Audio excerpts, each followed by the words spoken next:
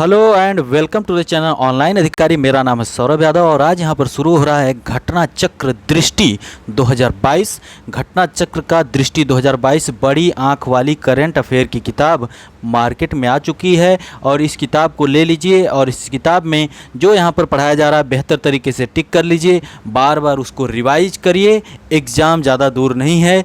फिर भी कुछ लोग अभी बिजी होंगे कि कभी मैंने चाहा तुम्हें खुद से ज़्यादा, मेरे बाद इसकी गवाह तुम ही हो। तो गवाही वगैरह बाद में, अभी पढ़ाई पर ध्यान दीजिए। समय कम है, अन्यथा एग्ज़ाम नहीं निकलेगा। 20 से 25 क्वेश्चन अगर करंट अफेयर के पूछ दिए गए तो करंट अफेयर के सभी क्वेश्चन यहाँ से आपको मिल जाएंगे। बाकी घटनासार आपने पहले पढ़ा ही था, इस किताब को भी पढ़ लीजिए। कुछ एक्स्ट्रा चीज़ें इस किताब में लिखी रहती हैं, जो चीज़ें घटनासार में कम रहती हैं उसमें से ज़्यादा, मतलब घटनासार से बेहतर इसमें दिया रहता है चीज़ें। तो दोनों किताबों को साथ रखिए और करंट अफेयर को पढ़िए। चलिए शुरू करते हैं। अटल न्यू इंडिया चैलेंज 2.0 क्या है भैया? अटल इनोवेशन मिशन भारत सरकार की एक अग्रणी पहल है जिसका उद्देश्य देश में नवाचार एवं उद्यमिता एंटरप्रेन्योरशिप की संस्कृति को बढ़ावा देना है। इस पहल की शुरुआत 2016 में की गई थी। AIM के तहत ही अटल टिंकरिंग लैब कार्यक्रम को लॉन्च किया गया है।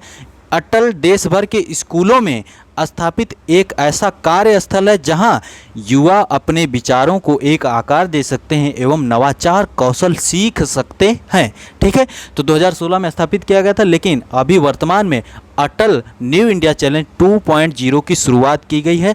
28 अप्रैल 2022 को अटल न्यू इंडिया चैलेंज के द्वितीय संस्करण के चरण 1 को लॉन्च किया गया है। द्वितीय संस्करण है ANIC 2.0 है, उसका चरण 1 को लॉन्च किया गया है 28 अप्रैल 2022 को। अब पेपर आपका 12 जून को होना है, इसलिए आपके लिए अप्रैल हो गया और मई हो गया 20 मई तक। 20 मई, अप्रैल, मार्च, फरवरी और जनवरी, यानी जनवरी से 20-22 मई तक के करंट अफेयर बेहतर तरीके से तैयार हों। पीछे की चीज़ें थोड़ा बहुत आपको पता होनी चाहिए। जैसे आप समीक्षा अधिकारी दिए थे तो उस वक्त भी थोड़ा बहुत चीज़ें पता होनी चाहिए। उसके पहले भी आप UPPCS से दिए थे तो वहाँ भी चीज़ें कुछ पता होनी चाहिए। तो थोड़ा बहुत पता रहता है, उधर बहुत रेयरली पीछे जाते हैं, इतना पीछे जाकर करंट अफेयर पूछते हैं। वैसे ये 4-5 महीने बहुत महत्वपूर्ण हैं, इसलिए बहुत ध्यान से सुनिए। चलिए, तो अटल ANIC अटल न्यू इंडिया चैलेंज 2.0 के चरण 1 को लॉन्च किया गया है, फेज़ 1 को लॉन्च किया गया है। ज्ञातव्य है कि ANIC 1.0 को वर्ष 2018 में लॉन्च किया गया था। तो ANIC 1.0 को वर्ष 2018 में लॉन्च किया गया था, 2.0 को लॉन्च किया गया 28 अप्रैल 2022 को। और इसमें महत्वपूर्ण क्या है, ANIC को निम्न 5 मंत्रालयों की भागीदारी में लॉन्च किया गया था। कौन से 5 मंत्रालय हैं भैया?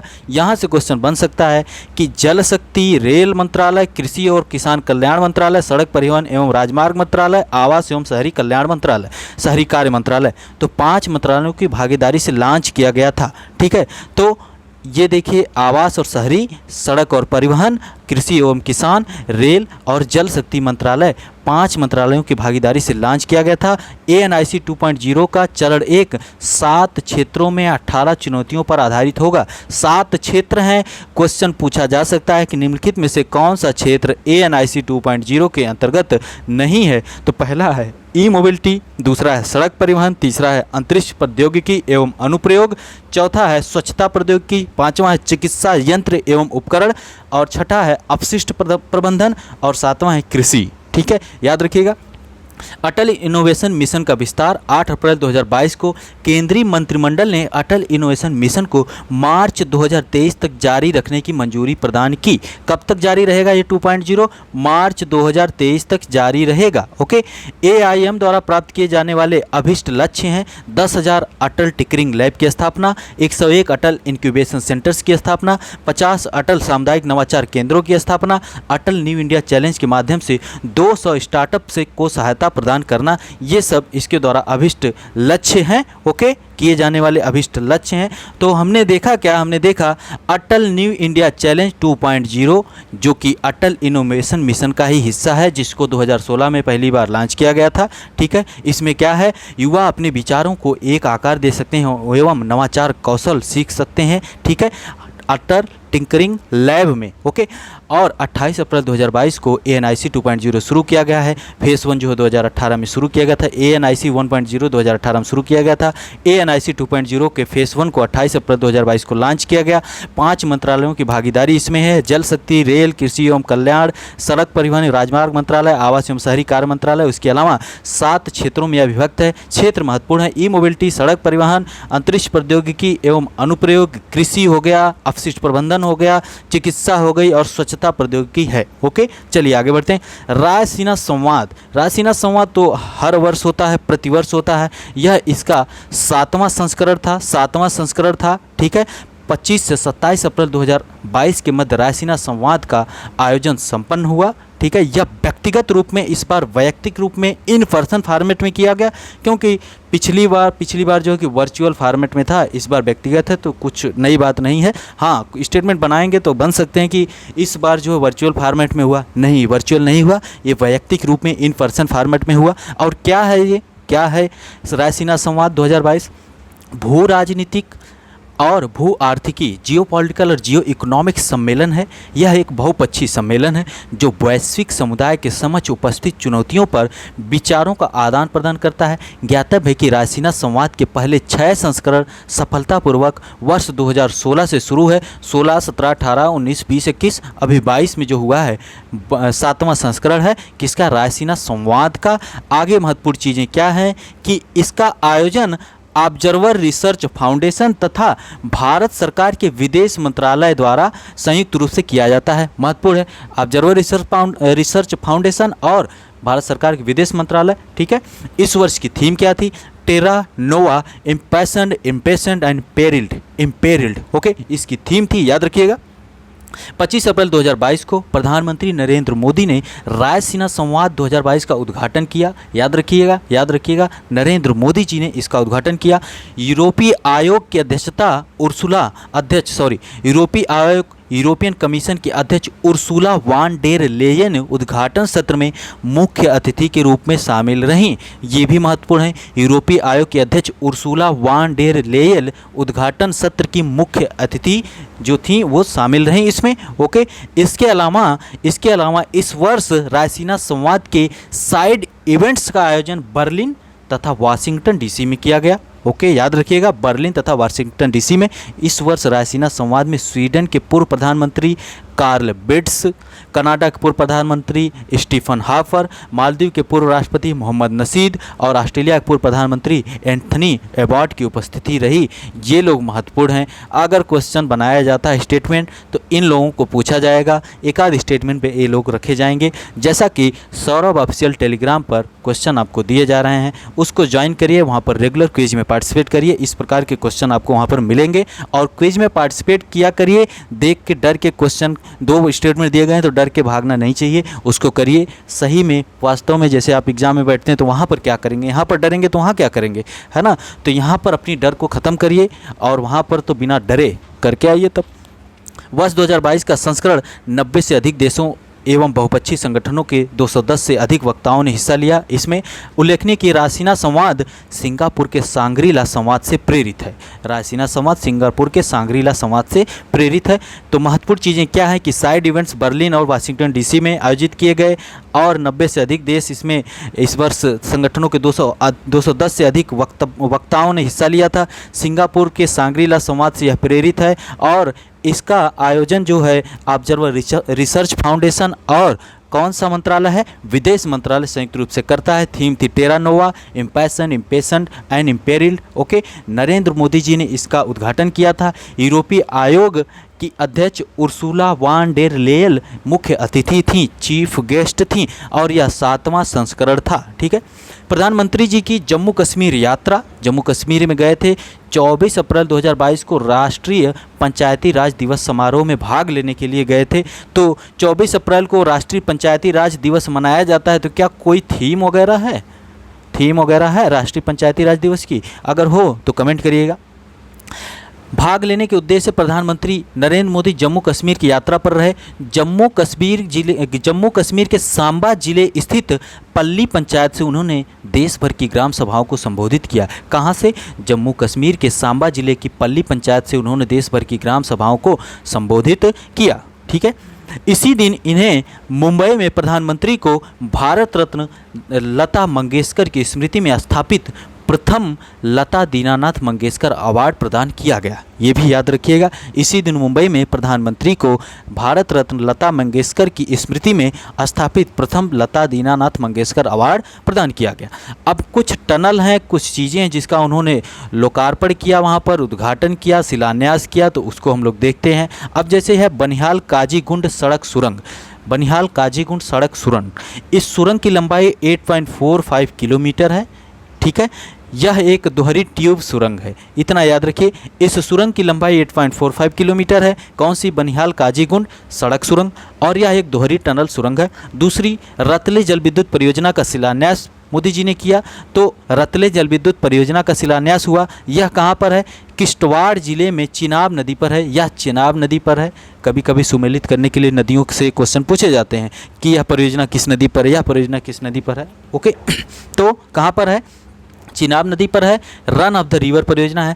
क्वार जल विद्युत परियोजना, क्वार जल विद्युत परियोजना का भी शिलान्यास किए तो किश्तवाड़ जिले में चिनाब नदी पर है। यह भी चिनाब नदी पर रतले और क्वार जल विद्युत परियोजना भी चिनाब नदी पर है। यह परियोजना messrs Chenab valley power project private limited द्वारा क्रियान्वित की जाएगी। और उसके अलावा दिल्ली अमृतसर कटरा एक्सप्रेसवे, इसका भी शिलान्यास उन्होंने किया। इसकी लंबाई 669 किलोमीटर है। यह ग्रीनफील्ड एक्सप्रेसवे प्रमुख सिख धार्मिक स्थलों यथा सुल्तानपुर लोधी, गोइंदवाल साहिब, खडूर साहिब, तरन तारण और कटरा स्थित वैष्णो देवी के पवित्र हिंदू मंदिर को आपस में जोड़ेगा।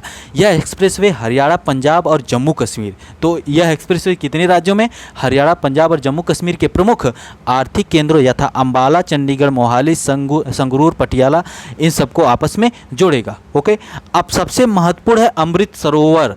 यहाँ से क्वेश्चन देखने को मिल सकते हैं यूपी पीसीएस में। अब क्या है अमृत सरोवर? क्या है अमृत सरोवर? सद्ध यात्रा के दौरान, मतलब उसी यात्रा के दौरान जल निकाय वाटर बॉडीज का कायाकल्प सुनिश्चित करने के उद्देश्य से अमृत सरोवर नामक एक नई पहल का शुभारंभ किया। देश के प्रत्येक जिले में 75 जल निकायों का विकास एवं कायाकल्प करना है।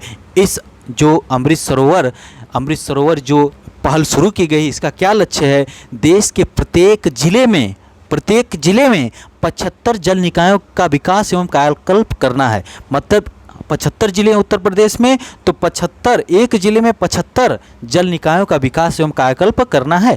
प्रत्येक अमृत सरोवर का तालाब क्षेत्र न्यूनतम 1 एकड़ का होगा। न्यूनतम कम से कम 1 एकड़ का होगा प्रत्येक सरोवर का तालाब क्षेत्र। ओके, अमृत सरोवर का तालाब क्षेत्र, और इनकी जल धारण क्षमता लगभग 10,000 क्यूबिक मीटर होगी। और इनका उद्देश्य है कि प्रत्येक जिले में न्यूनतम 75 अमृत सरोवरों के साथ देश भर में कुल 50,000 अमृत सरोवरों का निर्माण या कायाकल्प किया जाएगा। महत्वपूर्ण है। Bhaskaracharya national institute of space application and geo informatics national द्वारा विकसित Amrit Sarovar portal mobile app का प्रयोग जिलों में मिशन अमृत सरोवर की प्रगति या प्रदर्शन का पता लगाने में किया जाएगा। ओके, याद रखिएगा। आगे क्या चीज़ है कि सभी अमृत सरोवरों के निर्माण या कायाकल्प को अमृत वर्ष की समाप्ति 15 अगस्त 2023 तक पूर्ण करने का लक्ष्य निर्धारित किया गया है। मतलब प्रत्येक जिले में 75 अमृत सरोवर बनाए जाएंगे। 1 एकड़, कम से कम तो 1 एकड़ के होने चाहिए वो अमृत सरोवर। ओके, न्यूनतम 1 एकड़ होगा अमृत सरोवर का तालाब क्षेत्र, और 10,000 क्यूबिक मीटर इसकी क्षमता होगी। ओके, और 75 अमृत सरोवरों के साथ देश भर में 50,000 अमृत सरोवरों का निर्माण किया जाएगा, और 15 अगस्त 2023 तक इस लक्ष्य को पूरा करना है। भारत का पहला अमृत सरोवर उत्तर प्रदेश के रामपुर की ग्राम पंचायत पटवाई में बनकर तैयार हुआ। याद रखिएगा, उत्तर प्रदेश के रामपुर की ग्राम पंचायत पटवाई में पहला अमृत सरोवर बनकर तैयार हुआ। बहुत ही महत्वपूर्ण है। ओके, पल्ली जो है देश की प्रथम कार्बन तटस्थ पंचायत बनी है। पल्ली पंचायत जो है कि देश की प्रथम कार्बन तटस्थ पंचायत बनी है। केंद्रीय विज्ञान एवं प्रौद्योगिकी मंत्रालय के अधीन सेंट्रल इलेक्ट्रॉनिक्स लिमिटेड द्वारा पल्ली पंचायत में 20 दिन के रिकॉर्ड समय में एक सौर संयंत्र की स्थापना की गई। 500 केवी का यह सौर संयंत्र है। 340 घरों को स्वच्छ विद्युत एवं प्रकाश उत्पन्न कराएगा। इस प्रकार पल्ली पंचायत भारत सरकार के ग्राम ऊर्जा स्वराज कार्यक्रम के अंतर्गत पहली कार्बन तटस्थ पंचायत यानी फर्स्ट कार्बन न्यूट्रल पंचायत बन जाएगी। उल्लेखनीय है कि कि भारत सरकार द्वारा देश को वर्ष 2070 तक कार्बन न्यूट्रल बनाने का लक्ष्य निर्धारित किया गया है। यानी 2070 तक कार्बन न्यूट्रल भारत सरकार का लक्ष्य है। जो आप पढ़े होंगे COP26, उसमें यह लक्ष्य भारत ने अपना दिया था। तो पल्ली पंचायत किस राज्य में है, किस राज्य में है, किस जिले में है, ये कमेंट करिएगा। यहाँ पर दिया भी नहीं है तो ये कमेंट करिएगा, सर्च करिएगा। अब यहाँ पर है हरित हाइड्रोजन संयंत्र। ऑयल इंडिया लिमिटेड ने 20 अप्रैल 2022 को असम के जोरहाट में भारत के पहले 99.999 100% कर देते 100% शुद्ध हरित हाइड्रोजन पायलट संयंत्र की शुरुआत की। संयंत्र की कहाँ पे शुरुआत की गई? असम के जोरहाट में ऑयल इंडिया लिमिटेड के द्वारा। ओके, संयंत्र की स्थापित हरित हाइड्रोजन उत्पादन क्षमता प्रतिदिन 10 किलोग्राम है, प्रतिदिन 10 केजी है, 10 किलोग्राम है इसकी क्षमता। 10 किलोग्राम प्रतिदिन से बढ़ाकर 30 किलोग्राम प्रतिदिन होने की इसमें उम्मीद भी है हाइड्रोजन के उत्पादन का। ठीक है, इस हेतु 100 किलोवाट की अनायन एक्सचेंज मेम्ब्रेन इलेक्ट्रोलाइजर सारणी का प्रयोग किया जाता है। इस हेतु 100 किलोवाट की अनायन एक्सचेंज मेम्ब्रेन इलेक्ट्रोलाइजर सारणी का प्रयोग किया जाता है। ध्यातव्य है कि AEM तकनीक का उपयोग करने वाला यह भारत का पहला संयंत्र है। ये भी महत्वपूर्ण है, यूपीएससी में शायद पूछ दिया जाए, यूपीपीसीएस भी पूछ सकता, काहे नहीं पूछेगा। हरित हाइड्रोजन क्या होता है? हरित हाइड्रोजन हवा या सौर ऊर्जा जैसी अच्छी ऊर्जा का उपयोग करके उत्पादित हाइड्रोजन गैस को कहते हैं। इसमें ग्रीन हाउस गैस का उत्सर्जन नहीं होता है, कार्बन डाइऑक्साइड वगैरह का उत्सर्जन नहीं होता है। इसके अलावा यह जलने पर कार्बन डाइऑक्साइड का उत्सर्जन नहीं करती है। यह जीवाश्म ईंधन का एक बेहतर विकल्प हो सकता है। इसका उपयोग परिवहन, बिजली उत्पादन, औद्योगिक गतिविधियों में ईंधन के रूप में किया जा सकता है। तो बहुत महत्वपूर्ण है। कहाँ पर? असम के जोरहाट में 10 केजी क्षमता 30 केजी बढ़ाई जा सकती है। AEM anion exchange membrane electrolyser सारणी का प्रयोग इसमें किया जाता है। ओके, 20 अप्रैल को इसकी शुरुआत की गई। अब यहाँ पर स्मार्ट सिटी स्मार्ट शहरीकरण 2022, स्मार्ट सिटी स्मार्ट शहरीकरण, ये कॉन्फ्रेंस हुई है। कहाँ पर कॉन्फ्रेंस हुई है? यह कॉन्फ्रेंस सूरत गुजरात में हुई है। इसका आयोजन Surat smart city corporation development limited के साथ मिलकर भारत सरकार के ministry of housing and urban affair के द्वारा किया गया, आवासन और शहरी मामलों के मंत्रालय के द्वारा किया गया। ठीक है, स्मार्ट सिटी मिशन की शुरुआत 25 जून 2015 को की गई थी। कुछ योजनाएं हैं जहाँ से क्वेश्चन पूछा जाता है, यूपीपीसीएस बहुत ध्यान देता है कि पहले कौन शुरू हुई, उसके बाद कौन शुरू हुई, उसके बाद कौन शुरू हुई। तो थोड़ा बहुत आपको पता रहेगा तो आप एलिमिनेट कर लोगे। अगर एकदम नहीं पता रहेगा तब तो दिक्कत हो जाएगी, समस्या हो जाएगी, फिर वही गाना गाना होगा जो शुरू में गाए थे हम। तो 25 जून 2015 को इसकी शुरुआत की गई थी स्मार्ट सिटीज़ मिशन की, और 18 से 20 अप्रैल 2022 को सूरत गुजरात में स्मार्ट सिटी स्मार्ट शहरीकरण सम्मेलन का आयोजन Surat smart city corporation development limited के साथ मिलकर ministry of housing and urban affairs के द्वारा किया गया। और इसमें यहाँ पर जो है कि अवार्ड वगैरह दिए गए हैं। स्मार्ट सिटी मिशन और विश्व आर्थिक मंच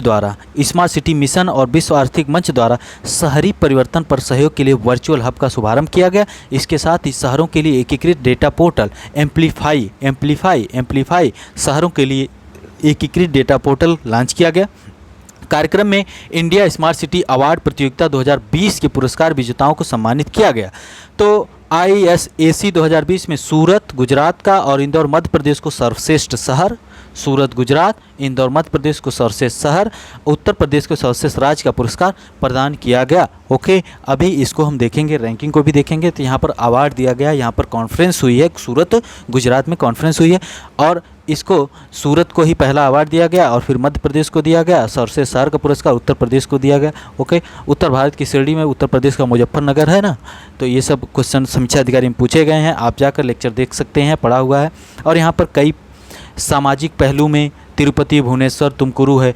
और यहाँ पर संस्कृति के पहले में कल्चर की बात करें तो इंदौर और चंडीगढ़ है। इतना याद करते करते मतलब हालत ख़राब हो जाएगी। जल के श्रेणी में, वाटर के श्रेणी में देहरादून और वाराणसी को दिया गया है, तो वाराणसी यहाँ पर है, तो इसको याद रखिएगा जल के श्रेणी में। राज्य पुरस्कार उत्तर प्रदेश को, फिर उसके बाद मध्य प्रदेश, फिर तमिलनाडु के। केंद्र शासित प्रदेश का पुरस्कार चंडीगढ़ को। प्रयास करिएगा कि याद हो जाए, प्रयास करिएगा, क्योंकि पूछा भी जा सकता है। 3 क्वेश्चन समीक्षा अधिकारी मेंस में पूछे गए थे, इसी सबसे घुमा फिरा के यहीं पर लोगों को मतलब कि बहुत परेशान करने का प्रयास किया जा रहा है आयोग के द्वारा, और टफ क्वेश्चन बनाने का प्रयास किया जा रहा है कि किसी तरीके से बाहर किया जाए लोगों को। बहुत लोग पढ़ रहे हैं, है ना।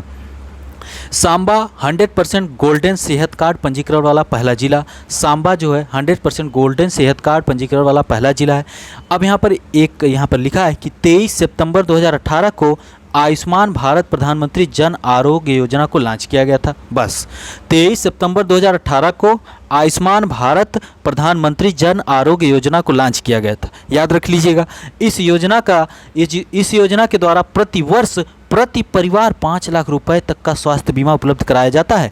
प्रतिवर्ष प्रति परिवार, याद रखिएगा, प्रति परिवार है, प्रतिवर्ष प्रति परिवार 5 लाख रुपए का स्वास्थ्य बीमा उपलब्ध कराया जाता है।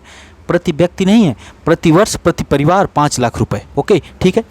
लाभार्थी परिवार की पहचान वर्ष 2011 के सामाजिक आर्थिक जाति जनगणना से चुनिंदा वंचित एवं व्यावसायिक मानदंडों के आधार पर की जाती है, याद रखिएगा। अब यहाँ पर सांबा जिला जो है, जहाँ पर 100% सेहत योजना के तहत, इस योजना के तहत वहाँ पर पंजीकृत लोग हो चुके हैं। और सांबा जिला कहाँ का है? जम्मू कश्मीर डिवीज़न का है। जम्मू कश्मीर में जम्मू डिवीज़न में स्थित है यह जिला सांबा। ओके, याद रखिएगा, कोई दिक्कत नहीं। 23 सितंबर 2018 को इस योजना को शुरू किया गया था, आयुष्मान भारत प्रधानमंत्री जन आरोग्य योजना। आंध्र प्रदेश में 13 नए जिले बने हैं और 13 नए जिले बनने के बाद संख्या जिलों की 26 हो गई। तो आंध्र प्रदेश में 13 नए जिले बने हैं, 13 जिलों के साथ संख्या 26 हो गई। नागालैंड देश की पहली कागज रहित विधानसभा हो गई। नागालैंड देश की पहली कागज रहित विधानसभा हो गई। राष्ट्रीय ई विधान एप्लीकेशन नेवा, राष्ट्रीय ई विधान एप्लीकेशन नेवा, नेशनल ई विधान एप्लीकेशन डिजिटल विधानसभाओं को मूर्त रूप देने के लिए एक मिशन मोड परियोजना है। इसका उद्देश्य देश की सभी विधानसभाओं की कार्यप्रणाली को कागज रहित बनाना है। इस एप्लीकेशन का विकास एक देश एक एप्लीकेशन की परिकल्पना पर आधारित है। 19 मार्च 2022 को नागालैंड विधानसभा पूरी तरह से कागज रहित होने वाली भारत की पहली विधानसभा बन गई है। 19 मार्च 2022 को नागालैंड विधानसभा भारत की पूरी तरीके से कागज रहित विधानसभा बन गई, याद रखिएगा। नागालैंड की 60 सदस्यीय विधानसभा में प्रत्येक टेबल पर एक टैबलेट या ई बुक को संबद्ध किया गया है। मतलब अब लोग कागज वगैरह नहीं पढ़ेंगे, अब सीधे टैब उठाकर पढ़ेंगे। एक एक टैब वगैरह, टैबलेट या ई बुक वहाँ पर रख दिया गया है, उसी से पढ़ेंगे, ठीक है। तो नागालैंड ऐसा बना है। तो बताइएगा, नागालैंड में तो 60 विधानसभा की सीटें हैं, तो राज्यसभा कितनी सीटें नागालैंड में है, लोकसभा कितनी सीटें नागालैंड में है, जरूर देखिएगा, जरूर बताइएगा, क्योंकि क्वेश्चन यूपीपीसीएस 2021 में पूछा है विधानसभाओं की सीटों से। Skoch state of governance report card 2021, Skoch state of governance report card 2021 Skoch समूह है जो नई दिल्ली में स्थित है। ये एक थिंक टैंक है, एक अग्रणी थिंक टैंक है, विचार करता है, जो समावेशी विकास के लक्ष्य के साथ सामाजिक आर्थिक मुद्दों से संबंधित क्षेत्र में कार्य करता है। स्टेट ऑफ गवर्नेंस रिपोर्ट इस समूह द्वारा जारी की जाने वाली एक वार्षिक रिपोर्ट है। स्टेट ऑफ गवर्नेंस रिपोर्ट कौन जारी करता है? स्कॉच ग्रुप है, नई दिल्ली में स्थित है, एक थिंक टैंक है जो यह रिपोर्ट जारी करता है। अब यह रिपोर्ट जारी किया तो क्या रिपोर्ट में आया भैया इनके? तो इनके रिपोर्ट में आया है, ये 4 श्रेणियों में विभाजित करते हैं। स्टार रैंकिंग देते हैं, परफार्मर देते हैं, कैचिंग अप देते हैं और अदर की श्रेणी में। तो शीर्ष 5 राज्य जिनको स्टार रेटिंग दी गई है, आंध्र प्रदेश, पश्चिम बंगाल, उड़ीसा, गुजरात, महाराष्ट्र। उत्तर प्रदेश पीसीएस पूछता है कि 5वां राज्य कौन सा है जो स्टार रेटिंग प्राप्त किया है, तो याद तो 5 करना पड़ेगा। तो आंध्र प्रदेश, पश्चिम बंगाल, उड़ीसा, गुजरात, महाराष्ट्र को टॉप 5 हैं जो स्टार रेटिंग पाए हैं। लगातार दूसरे वर्ष आंध्र प्रदेश को शीर्ष स्थान प्राप्त हुआ है। तेलंगाना, उत्तर प्रदेश, मध्य प्रदेश, असम तथा हिमाचल प्रदेश को परफार्मर का दर्जा दिया गया है। तेलंगाना नंबर 1 पर है। वर्ष 2021 में उत्तर प्रदेश 7वें स्थान पर था, वर्ष 2020 में 6ठे स्थान पर है। उत्तर प्रदेश वर्ष 2020 में 6ठे स्थान पर है, जिसको परफार्मर की श्रेणी में रखा गया है। याद रखिएगा, परफार्मर की श्रेणी में रखा गया है। कैचिंग अप की बात करें, कैचिंग अप 11 से 15 रैंक में क्रमशः बिहार, हरियाणा, जम्मू कश्मीर, छत्तीसगढ़, राजस्थान शामिल है, कैचिंग अप में है। ओके, तो स्टार रैंकिंग में आंध्र प्रदेश, पश्चिम बंगाल, उड़ीसा, गुजरात, महाराष्ट्र टॉप 5 हैं और आंध्र प्रदेश लगातार दूसरे वर्ष शीर्ष स्थान पर है। परफार्मर में तेलंगाना, यूपी, एमपी, असम, हिमाचल, उत्तर प्रदेश 7वें स्थान पर पिछले वर्ष था, इस वर्ष 7वें स्थान पर है, पिछले वर्ष 2020 में 6ठे स्थान पर है। ठीक है, तो 5 ये हैं, फिर 6, 7, 8, 9, 10, उसके बाद 11, 12, 13 ये हैं। ओके, ठीक है, चलिए आगे बढ़ते हैं। 5 राज्यों में विधानसभा का चुनाव हुआ। यहाँ पर कुछ चीज़ें लिखी गई हैं कि संविधान में विधानसभा की सदस्य संख्या अधिकतम 500 और न्यूनतम 60 की गई है, लेकिन कुछ राज्य ऐसे हैं जो अपवाद हैं। कौन से राज्य हैं? सिक्किम है, 32 सीटें हैं विधानसभा में, मिजोरम में 40 हैं, गोवा में 40 हैं। तो क्वेश्चन पूछे जा सकते हैं। तो 5 राज्यों में चुनाव हुए। कौन कौन से राज्य थे भैया? कौन कौन से राज्य थे? 5 राज्यों में चुनाव हुए हैं। राज्य कौन कौन से? चलिए एक एक को देखते हैं। यहाँ पर लिखा गया पंजाब, गोवा, उत्तराखंड, मणिपुर और उत्तर प्रदेश। ये भी पूछे जा सकते हैं। तो पंजाब में चुनाव हुआ, 117 विधानसभा सीटें हैं और आम आदमी पार्टी 92 सीटें जीती हैं। भगवंत मान आम आदमी पार्टी से पंजाब के नए मुख्यमंत्री बने हैं। ओके, तो लोकसभा में 13 सीटें पंजाब में हैं और राज्यसभा में 7 सीटें हैं। याद रखिएगा, लोकसभा में 13, राज्यसभा में 7 सीटें पंजाब में है। 117 विधानसभा सीटें हैं। भगवंत मान बने हैं मुख्यमंत्री। आगे बढ़ते हैं। गोवा में 40 विधानसभा सीटें हैं। दूसरे कार्यकाल हेतु प्रमोद सावंत गोवा के मुख्यमंत्री बने हैं। राज्यसभा में गोवा की 1 सीट, लोकसभा में 2 सीटें हैं। ठीक है, आगे चलते हैं। आगे है यहाँ पर उत्तराखंड की बात करें। उत्तराखंड में 70 विधानसभा सीटें हैं। पुष्कर सिंह धामी ने अपने दूसरे कार्यकाल हेतु उत्तराखंड के मुख्यमंत्री पद की शपथ ली है और उत्तराखंड में लोकसभा की 5 सीटें, राज्यसभा की 3 सीटें हैं। उत्तराखंड में लोकसभा की 5, राज्यसभा की 3 सीटें। ओके, चलिए आगे बढ़ते हैं। मणिपुर की बात करें। मणिपुर में विधानसभा की 7 सीटें हैं, 60 मणिपुर में 60 सीटें हैं। एन बीरेन सिंह जो है कि दूसरे कार्यकाल हेतु मणिपुर के मुख्यमंत्री बने हैं। अभी वर्तमान में नॉर्थ ईस्ट में एक मुख्यमंत्री है जिन्होंने शायद इस्तीफा दिया, नॉर्थ ईस्ट के ही शायद हैं। तो आप कमेंट करिएगा कहाँ के हैं और कौन है। ओके, और नए मुख्यमंत्री कौन बने उनके बारे में भी बताइएगा। तो मणिपुर में राज्यसभा की 1 सीट, लोकसभा की 2 सीटें हैं। ये सब याद रखिएगा। ऐसे ही क्वेश्चन, एक आध क्वेश्चन सुमेलित करने के लिए दे दिया जाता है। मणिपुर लिख देंगे, मणिपुर और राज्यसभा सीटें, तो मणिपुर में 1 ऐसे ही करके दे देंगे तो आप कन्फ्यूज हो जाओगे। याद होगा एक आध तो कर ले जाओगे। ओके, बात उत्तर प्रदेश की करते हैं। 18वीं विधानसभा का चुनाव हुआ है और इसमें उत्तर प्रदेश की विधानसभा में 403 सीटें हैं। लोकसभा में 80 सीटें हैं। लोकसभा 80 सीटें, राज्यसभा में 31 सीटें हैं। और मुख्यमंत्री दोबारा योगी आदित्यनाथ जी बने हैं दोबारा मुख्यमंत्री। उसके अलावा 2 उप मुख्यमंत्री बनाए गए हैं। केपी मौर्य, केशव प्रसाद मौर्य और ब्रजेश पाठक, 2 लोग उप मुख्यमंत्री बनाए गए हैं। ओके, अब यहाँ पर महत्वपूर्ण चीज़ें ये हैं कि साहिबाबाद निर्वाचन क्षेत्र से भारतीय जनता पार्टी के उम्मीदवार सुनील कुमार शर्मा सर्वाधिक मतों से जीते हैं, सर्वाधिक मतों के अंतर से जीते हैं। याद रखिएगा, सुनील कुमार शर्मा साहिबाबाद निर्वाचन क्षेत्र से हैं, सर्वाधिक मतों से जीते हैं। हरचंदपुर रायबरेली से राहुल राजपूत जो हैं समाजवादी पार्टी से, और सैदपुर गाजीपुर से अंकित भारती 18वीं विधानसभा में सबसे युवा विधायक ये लोग हैं, है ना। अंकित भारती हैं, राहुल राजपूत सबसे युवा हैं। आजमगढ़ जिले की निजामाबाद सीट से आलम बदी 86 ईयर ओल्ड हैं, सबसे बुजुर्ग विधायक बने हैं। और 25 मार्च को योगी आदित्यनाथ जी ने उत्तर प्रदेश के मुख्यमंत्री की शपथ ली अटल बिहारी वाजपेयी एकाना स्टेडियम में 25 मार्च को। और दूसरा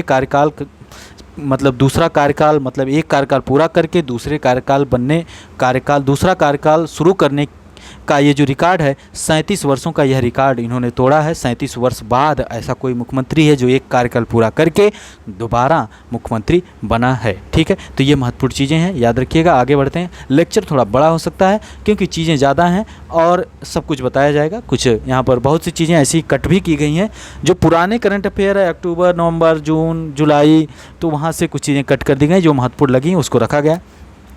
सघन मिशन इंद्रधनुष 4.0 मिशन इंद्रधनुष टीकाकरण से संबंधित है।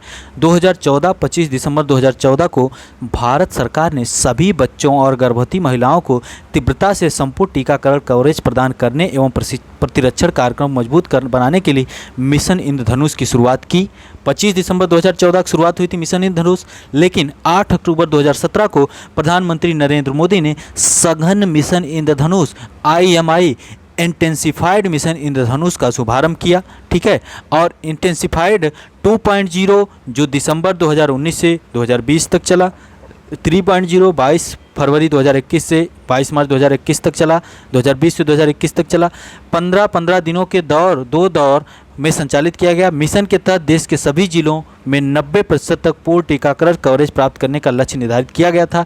अब ये 4.0 जो शुरू किया गया 7 फरवरी को शुरू किया गया 7 फरवरी 2022 को केंद्रीय स्वास्थ्य और परिवार कल्याण मंत्री द्वारा सघन मिशन 4.0 का शुभारंभ किया गया। IMI 4.0 को 33 राज्यों तथा केंद्र शासित प्रदेशों के 416 जिलों, याद रखिएगा 33 राज्यों तथा केंद्र शासित प्रदेशों 33 राज्यों तथा केंद्र शासित प्रदेशों के 416 जिलों का अमृत महोत्सव जिसमें मनाया जा रहा है आज़ादी का अमृत महोत्सव हेतु चिन्हित 75 जिलों सहित, मतलब 416 में उसमें इंक्लूड है, में संचालित किया जाएगा। 416 जिलों में संचालित किया जाएगा IMI 4.0। और इसका लक्ष्य क्या है कि सार्वभौमिक टीकाकरण की दिशा में अस्थायी लाभ प्राप्त करने में योगदान देना, कोविड-19 महामारी के चलते नियमित टीकाकरण की धीमी पड़ी गति में तेजी लाना। ओके, याद रखिए IMI 4.0 33 राज्यों केंद्र शासित प्रदेशों के 416 जिलों में आज़ादी के अमृत महोत्सव के अंतर्गत जो 75 जिले चिन्हित है उनके सहित। गोवर्धन संयंत्र इंदौर में galvanisation organic bio agro resources, गोबर का फुल फॉर्म यहाँ पर है galvanisation organic bio agro resources, और इसकी बजट 2018-19 में इस योजना की घोषणा की गई थी। 19 फरवरी 2022 को प्रधानमंत्री नरेंद्र मोदी ने इंदौर में गोवर्धन बायो CNG संयंत्र का उद्घाटन किया। याद रखिएगा इंदौर में इसका उद्घाटन किया गया। इंदौर में जैविक कचरे से बायो CNG का उत्पादन करने वाला यह एशिया महाद्वीप का सबसे बड़ा संयंत्र है। एशिया महाद्वीप का सबसे बड़ा यह संयंत्र है। यह संयंत्र स्वच्छ भारत मिशन 2.0 के तहत कचरा मुक्त शहर के निर्माण के उद्देश्य के अनुरूप है। PPP भागीदारी पर आधारित है, पब्लिक प्राइवेट पार्टनरशिप पर आधारित है। ओके, और इस संयंत्र के माध्यम से प्रतिदिन 17,000 kilogram CNG compressed natural gas और 100 टन जैविक खाद के उत्पादन की उम्मीद है। यह संयंत्र शून्य landfill model, zero landfill model पर आधारित है। इससे कोई अपशिष्ट उत्पन्न नहीं होगा। इसके साथ ही इससे कई पर्यावरणीय लाभ जैसे ग्रीन हाउस गैस उत्सर्जन में कमी, उर्वरक के रूप में जैविक खाद के साथ हरित ऊर्जा प्रदान करना आदि प्राप्त होंगे। तो याद रखिएगा गोवर्धन परियोजना का उद्घाटन 19 फरवरी 2022 को इंदौर में किया गया। ऊपरी भद्रा परियोजना को राष्ट्रीय परियोजना का दर्जा, यह परियोजना कर्नाटक की है जिसको केंद्र सरकार ने राष्ट्रीय परियोजना का दर्जा दे दिया है। और राष्ट्रीय परियोजना का दर्जा जब दे दिया जाता है तो राष्ट्रीय परियोजना का जिसके दर्जा देने के बाद जिसके चलते इस परियोजना को केंद्र से लगभग 60% वित्तीय सहयोग प्राप्त होगा। और केंद्र द्वारा राष्ट्रीय परियोजना का दर्जा प्राप्त करने वाली कर्नाटक की यह पहली परियोजना है। इस परियोजना के तहत थुंगा नदी से भद्रा जलाशय तक इतना 1000 क्यूबिक मीटर और भद्रा जलाशय से अज्जमपुरा सुरंग तक 29.90 TMC पानी उठाने की परिकल्पना की गई। थुंगा नदी से भद्रा जलाशय तक, ये याद रखिएगा। अज्जमपुरा सुरंग का निर्माण भी किया जाएगा। ठीक है, विश्वेश्वरैया जल लिमिटेड द्वारा इसका क्रियान्वयन किया जा रहा है। तो ये ऊपरी गंगा भद्रा परियोजना, भद्रा नदी भी, थुंगा नदी याद रखिएगा, भद्रा जलाशय याद रखिएगा। ऊपरी गंगा भद्रा परियोजना कर्नाटक के, जिसको राष्ट्रीय नदी का दर्जा दिया गया।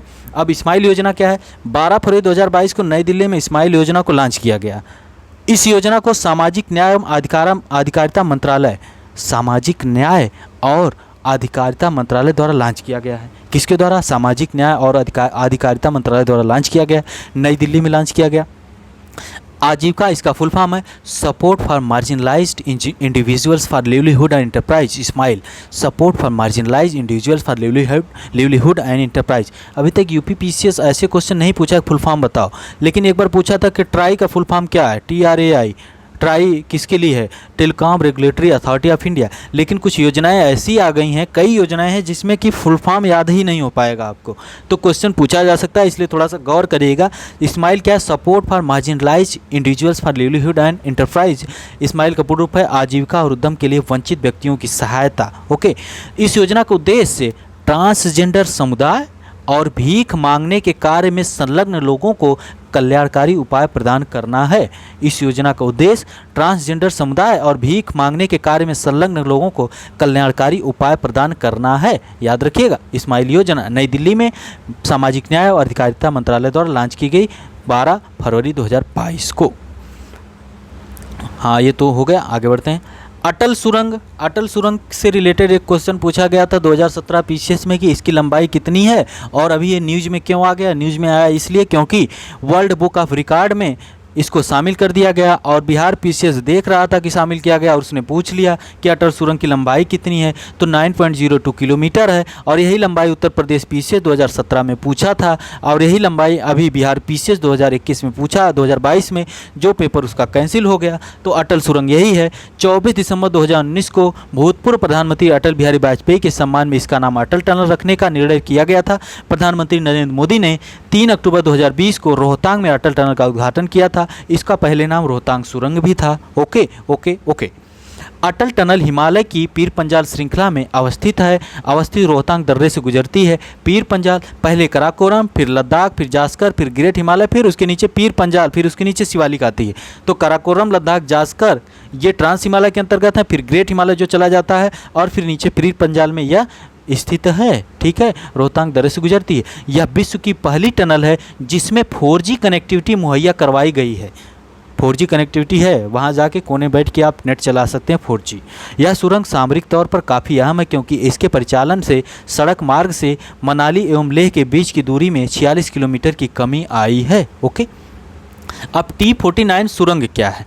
अब एक देखिए यहाँ पर Udhampur Srinagar Baramulla rail link project है। इस प्रोजेक्ट के तहत यह प्रोजेक्ट जो है कितना किलोमीटर दूर है? उधमपुर से बारामूला तक 272 किलोमीटर की रेलवे लाइन बनाई जाएगी, है ना। इसी में एक देखिए यहाँ पर 119 किलोमीटर लंबी तो इसमें सुरंगें होंगी। 272 किलोमीटर लंबा होगा, 119 किलोमीटर की सुरंगें होंगी और टोटल 38 सुरंगें होंगी। कितनी? 119 किलोमीटर तो सुरंग होगी, टोटल 38 सुरंग होंगी, जिसमें से T49 सुरंग जो है सबसे बड़ी होगी और 12.72 किलोमीटर की होगी। अभी हमने अटल टनल की बात की तो 9.02 है, ये 12.72 किलोमीटर की होगी। निर्माण पूर्ण होने पर T49 देश की सबसे लंबी परिवहन सुरंग बन जाएगी।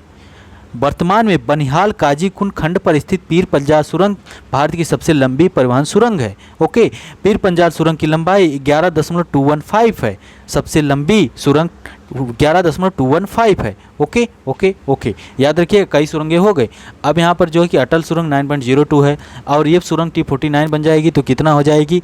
12.75 किलोमीटर की हो जाएगी। और इसके अलावा अभी जो सुरंग सबसे लंबी है पीर पंजाल की सुरंग की लंबाई 11.215 किलोमीटर है, सबसे लंबी है। ओके, तो याद रखिएगा T49। Statue of equality, statue of equality का उद्घाटन हो चुका है, राष्ट्र को समर्पित किया जा चुका है 5 फरवरी 2022 को। स्टैचू ऑफ इक्वालिटी यह कहाँ पर बना है? हैदराबाद तेलंगाना में। संत श्री रामानुजाचार्य की प्रतिमा है। एक 11वीं सदी के दार्शनिक और चिंतक हैं। ये 11वीं सदी के दार्शनिक और चिंतक हैं और इनका जन्म 1017 AD में तमिलनाडु में हुआ था। तमिलनाडु के पेरुम्बुदूर में हुआ था। श्री वैष्णव परंपरा के सर्वाधिक महत्वपूर्ण प्रतिपादकों में से एक हैं ये। रामानुजाचार्य वेदांत के प्रमुख दार्शनिकों में शामिल हैं। रामानुजाचार्य ने ही सर्वप्रथम आदि शंकराचार्य के अद्वैतवाद की अवधारणा का खंडन किया था। अद्वैतवाद शंकराचार्य के इसका खंडन इन्होंने किया था। इन्होंने रामानुजाचार्य ने विशिष्टाद्वैतवाद की अवधारणा प्रस्तुत की थी। याद रख लीजिए, विशिष्टाद्वैतवाद की अवधारणा किसने प्रस्तुत की? रामानुजाचार्य ने। विशिष्टाद्वैतवाद में ब्रह्म और उसकी समस्त कृति जीव एवं जगत को सत्य माना गया है। रामानुजाचार्य ने अनेक साहित्यिक ग्रंथों की रचना की। क्वेश्चन यहाँ से पूछा जा सकता है क्योंकि ये न्यूज में है। वेदांत सार, वेदार्थ संग्रह, गीता भाष्य, श्री वैकुंठ गद्य, वेदांत दीप आदि श्री भाष्य रामानुजाचार्य द्वारा रचित सबसे प्रसिद्ध ग्रंथ है। ठीक है, और इनकी प्रतिमा का नाम स्टैचू ऑफ इक्वालिटी दिया गया है, जिसको हिंदी में कहते हैं समता मूर्ति। तेलंगाना हैदराबाद में स्थापित की गई है। 216 फीट ऊंची है। यह प्रतिमा 54 फीट ऊंचे आधार भवन पर स्थापित है, जिसे भद्र देवी नाम दिया गया है। जो आधार है 54 फीट ऊंचा, उसका नाम भद्र देवी दिया गया है और इस प्रतिमा की ऊंचाई 216 फीट है। यह 5 धातुओं से बनी है। यह भी पूछा जा सकता है कि निम्नलिखित में से कौन सी धातु का प्रयोग स्टैचू ऑफ इक्वालिटी में नहीं किया गया है? पंचलौह 5 धातुओं का संयोजन है। सोना, चांदी, तांबा, पीतल। सोना चांदी, ऐसे याद रखिए, सोना चांदी तपाया गया, सोना चांदी तपाया, त से तांबा, प से पीतल, फिर जस्ता भी ऐड कर लीजिएगा, जस्ता भी। 5 धातुएं पंच धातुएं हैं। ओके, ठीक है। और स्टैचू ऑफ इक्वालिटी के चारों ओर 108 दिव्य देशम नक्काशीदार मंदिरों का भी निर्माण किया गया है। कोई भी चीज़ छूटनी नहीं चाहिए। चीन स्थित एरोसेन कॉरपोरेशन ने लगभग 1600 टुकड़ों में स्टैचू ऑफ इक्वालिटी का निर्माण करके इसे भारत भेज दिया था। अब ये चाइना में बन के आई है ये प्रतिमा। भारत के में इन टुकड़ों को असेंबल कर यह पूरी तरह प्रतिमा तैयार हुई। स्टैचू ऑफ इक्वलिटी बैठी मुद्रा में विश्व की दूसरी सबसे बड़ी ऊंची प्रतिमा है। थाईलैंड स्थित ग्रेट बुद्धा, थाईलैंड में ग्रेट बुद्धा की प्रतिमा विश्व की सबसे ऊंची प्रतिमा माना जाता है, जो बैठी हुई मुद्रा में, जो 302 फीट की है। और यह प्रतिमा स्टैचू ऑफ इक्वलिटी 216 फीट की है, याद रखिएगा। स्टैचू ऑफ बिलीफ कहाँ पर बन रही है? भगवान शिव की 351 फीट ऊंची प्रतिमा का निर्माण किया जा रहा है। कहाँ पर? राजस्थान में। ओके, यह इसे स्टैचू ऑफ बिलीफ नाम दिया गया। यह विश्व में भगवान शिव की सबसे ऊंची प्रतिमा होगी। स्टैचू ऑफ पीस से रिलेटेड क्वेश्चन यूपी पीसीएस पूछ चुका है। स्टैचू ऑफ पीस का भी राजस्थान में इसका कर दिया गया है। यह प्रतिमा जैन आचार्य श्री विजय वल्लभ सुरेश्वर जी महाराज की प्रतिमा है। तो स्टैचू ऑफ पीस राजस्थान में, स्टैचू ऑफ बिलीफ भगवान शिव की प्रतिमा है और यह राजस्थान में यह भी है। और स्टैचू ऑफ इक्वलिटी आपने देख लिया। पर्वतमाला परियोजना के बारे में देखते हैं। 2022-23 के केंद्रीय बजट में पर्वतमाला परियोजना की घोषणा की गई है 2022-23 के बजट में। और इस पर्वतमाला परियोजना का यह परियोजना लोक निजी भागीदारी पब्लिक प्राइवेट पार्टनरशिप के आधार पर राष्ट्रीय रोपवे विकास कार्यक्रम नेशनल रोपवे डेवलपमेंट प्रोग्राम के तहत शुरू की जाएगी। और इसमें 60 किलोमीटर दूरी के लिए 8 रोपवे परियोजना हेतु संविदा जारी की जाएगी। मतलब 8 रोपवे बनाए जाएंगे 60 किलोमीटर दूरी के, है ना। और यह परियोजना कई राज्य, जैसे अब रोपवे कहाँ बनाए जाएंगे? जहाँ पहाड़ी एरिया होगा, जैसे उत्तराखंड, हिमाचल प्रदेश, मणिपुर, जम्मू कश्मीर तथा और पूर्वोत्तर राज्यों में शुरू की जा रही। ध्यातव्य है कि वाराणसी में वाराणसी जंक्शन रेलवे स्टेशन से चर्च स्क्वायर गोदौलिया तक रोपवे का निर्माण किया जा रहा है। याद रखिएगा, वाराणसी में वाराणसी जंक्शन रेलवे स्टेशन से चर्च स्क्वायर गोदौलिया तक रोपवे का निर्माण किया जा रहा है। गुवाहाटी असम में ब्रह्मपुत्र नदी पर बने गुवाहाटी पैसेंजर रोपवे का उद्घाटन 2020 को किया गया था। यह लगभग 2 किलोमीटर लंबा यह रोपवे किसी नदी पर बना भारत का सबसे लंबा रोपवे है, ब्रह्मपुत्र नदी पर है यह। ओके, याद रखिएगा, बहुत ही महत्वपूर्ण है। हरित ऊर्जा गलियारा चरण 2। हरित ऊर्जा गलियारा क्या है? सीधे पहुंचते हैं यहाँ पर। इस परियोजना से 7 राज्यों में लगभग 20 गीगावाट क्षमता की नवीकरणीय ऊर्जा परियोजनाओं के ग्रिड एकीकरण और बिजली निकासी में मदद मिलेगी। 20 गीगावाट क्षमता की नवीकरणीय ऊर्जा परियोजनाओं के ग्रिड एकीकरण और बिजली निकासी में मदद मिलेगी। 7 राज्य शामिल हैं इसमें। 7 राज्य: गुजरात, हिमाचल, कर्नाटक, केरल, राजस्थान, तमिलनाडु, यूपी भी है। याद रखिएगा, कौन सी योजना है, कौन सी परियोजना है, कौन सी यह परियोजना है? हरित ऊर्जा गलियारा चरण 2 है। अब यहाँ से क्वेश्चन पूछा जा सकता है निम्नलिखित में से कौन सा हरित ऊर्जा गलियारा चरण 2 के अंतर्गत नहीं है। ठीक है, यह 2021-22 से 2025-26 की अवधि में कार्यान्वित किया जाएगा। 2021-22 से 2025-26 की अवधि में कार्यान्वित किया जाएगा। ओके, ध्यातव्य है कि वर्ष 2015-16 में अंतर्राज्यीय पारिषद हेतु हरित ऊर्जा गलियारा चरण 1 को मंजूरी प्रदान की गई थी। तो पहला चरण 2015-16 में और दूसरा चरण 2021-22 से 2025-26 तक चल रहा है। चरण 1 के तहत 8 राज्य तमिलनाडु, राजस्थान, कर्नाटक, आंध्र प्रदेश, महाराष्ट्र, गुजरात, हिमाचल और मध्य प्रदेश को शामिल किया गया था। और इस बार 7 राज्यों को हिमाचल, कर्नाटक, केरल, राजस्थान, तमिलनाडु, उत्तर प्रदेश को शामिल किया गया हरित ऊर्जा गलियारा चरण 2 में। बीना पनकी बहु उत्पाद पाइपलाइन परियोजना। बीना पनकी, अब पनकी नाम है, पनकी जगह है कानपुर नगर में, तो महत्वपूर्ण हो जाता है। बीना जगह है मध्य प्रदेश में। पाइपलाइन बनाई जा रही, तो पाइपलाइन कहाँ बनाई जाएगी? पानी सिर्फ लाने के लिए नहीं, पाइपलाइन के द्वारा अब यहाँ पर पेट्रोल, ऑयल, लुब्रिकेंट वगैरह लाए जाएंगे। तो नरेंद्र मोदी ने 28 दिसंबर 2021 को प्रधानमंत्री नरेंद्र मोदी ने बीना मध्य प्रदेश से पनकी उत्तर प्रदेश बहु उत्पाद पाइपलाइन परियोजना राष्ट्र को समर्पित की। दिसंबर 2021 में इस पाइपलाइन का संचालन बीपीसीएल द्वारा किया जाएगा। यह पाइपलाइन मध्य प्रदेश स्थित बीना रिफाइनरी से लेकर कानपुर उत्तर प्रदेश के पनकी स्थित POL petroleum oils and lubricant terminal तक विस्तृत है। 356 किलोमीटर लंबी है पाइपलाइन। उत्तर प्रदेश में 283 किलोमीटर और मध्य प्रदेश में 73 किलोमीटर। याद रखिएगा, बीना मध्य प्रदेश से 28 दिसंबर 2021 को यह परियोजना राष्ट्र को समर्पित हुई। बीना मध्य प्रदेश से और कानपुर उत्तर प्रदेश तक पनकी जो जगह है वहाँ पर तक लाई जाएगी। 356 किलोमीटर टोटल इसकी लंबाई है। 283 किलोमीटर उत्तर प्रदेश में, मध्य प्रदेश में 73 किलोमीटर। ओके, याद रखिएगा। और इसका संचालन बीपीसीएल द्वारा किया जाएगा। ओके, आगे कुछ और चीज़ें हैं कि ललितपुर, झांसी, जालौन, कानपुर देहात और कानपुर नगर, तो 2 ठो कानपुर और 1 ठो जालौन, झांसी, ललितपुर। ठीक है, तो कानपुर देहात, कानपुर नगर, जालौन, झांसी, ललितपुर इससे लाभान्वित होंगे, जबकि मध्य प्रदेश के 2 जिले सागर एवं टीकमगढ़ इस परियोजना के तहत आच्छादित होंगे और बीना से पनकी तक उत्पादों की ढुलाई में कार्बन उत्सर्जन में लगभग 68% की कटौती होगी इस पाइपलाइन की वजह से। ओके, फायदा ये है।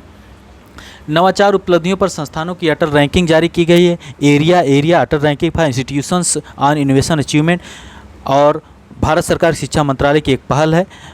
इसका उद्देश्य नवाचार एवं उद्यमिता विकास, इनोवेशन एंटरप्रेन्योरशिप डेवलपमेंट करने के लिए all India council for technical education तथा शिक्षा मंत्रालय के नवाचार प्रकोष्ठ द्वारा इसका कार्यान्वयन किया जाता है और तीसरा संस्करण जारी किया गया है। तो एरिया जो है Atal ranking of innovation on institution on innovation achievement, Bharat सरकार शिक्षा मंत्रालय की एक पहल है। इसका उद्देश्य नवाचार एवं उद्यमिता विकास से संबंधित संकेतकों पर भारत के सभी प्रमुख उच्च शिक्षा संस्थानों एवं विश्वविद्यालयों को व्यवस्थित रूप से रैंक प्रदान करना है। All India council of technical education and शिक्षा मंत्रालय के नवाचार प्रकोष्ठ द्वारा इसका कार्यान्वयन किया जाता है। यह तीसरा संस्करण है जिसमें कई, देखिए यहाँ पर एरिया 2021 के अनुसार आईआईटी मद्रास को लगातार तीसरे वर्ष भारत के सबसे नवाचारी शिक्षण संस्थान का दर्जा प्राप्त हुआ है। याद रखिएगा, आईआईटी मद्रास फिर तीसरे वर्ष इसमें नंबर 1 पर है, दूसरे नंबर पर है बॉम्बे। तो याद रखिए एमबीडी, तो आईआईटी मद्रास, फिर आईआईटी बॉम्बे, भारतीय प्रौद्योगिकी संस्थान बॉम्बे और भारतीय प्रौद्योगिकी संस्थान दिल्ली, है ना। तो ये 3 है। मद्रास वाली तमिलनाडु में है, बॉम्बे महाराष्ट्र, दिल्ली। और इसके अलावा राज्य विश्वविद्यालयों की बात करें तो पंजाब विश्वविद्यालय नंबर 1 पर है। राज्यों की बात करेंगे, पंजाब विश्वविद्यालय नंबर पर, दूसरे पर दिल्ली विश्वविद्यालय। इतना याद कर लीजिए, बहुत है, बार बार इसकी रिपोर्ट आती रहती है। स्वस्थ राज्य प्रगतिशील भारत रिपोर्ट नीति आयोग की रिपोर्ट है। स्वस्थ राज्य प्रगतिशील भारत रिपोर्ट जारी की गई है। फरवरी 2018 में नीति आयोग द्वारा स्वास्थ्य सूचकांक का प्रथम संस्करण स्वस्थ राज्य प्रगतिशील भारत नामक रिपोर्ट से प्रस्तुत किया गया था। पहली बार 2018 में नीति आयोग द्वारा जारी किया गया था। 27 दिसंबर 2021 को नीति आयोग द्वारा स्वस्थ राज्य प्रगतिशील भारत रिपोर्ट का चौथा संस्करण जारी किया गया। यह रिपोर्ट विश्व बैंक के तकनीकी सहयोग तथा केंद्रीय स्वास्थ्य एवं परिवार कल्याण मंत्रालय भारत सरकार के परामर्श से नीति आयोग द्वारा विकसित किया गया है। विश्व बैंक के तकनीकी सहयोग तथा केंद्रीय स्वास्थ्य एवं परिवार कल्याण मंत्रालय भारत सरकार के परामर्श से नीति आयोग द्वारा जारी किया गया है। 24 इंडिकेटर हैं। अब इस रिपोर्ट के द्वारा कौन कौन से राज्यों को कौन कौन सा स्थान दिया गया, क्वेश्चन यहाँ से बनते हैं। 2019-20 के लिए बड़े राज्यों में केरल, तमिलनाडु और तेलंगाना को समग्र प्रदर्शन की दृष्टि से शीर्ष 3 राज्य हैं।